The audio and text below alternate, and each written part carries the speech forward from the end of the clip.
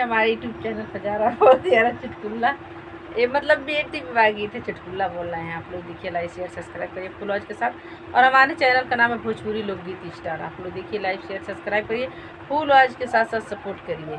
नमस्कार दोस्तों, अपने यूट्यूब चैनल पर स्वागत कर दिए। हमारे चैनल का नाम है अर्चना भोजपुरी गीत स्टार। जाइए एक बार साथ करके देखिए, इतना प्यारा प्यारा गीत गा है। आप लोग देखिए, सपोर्ट करिए आगे।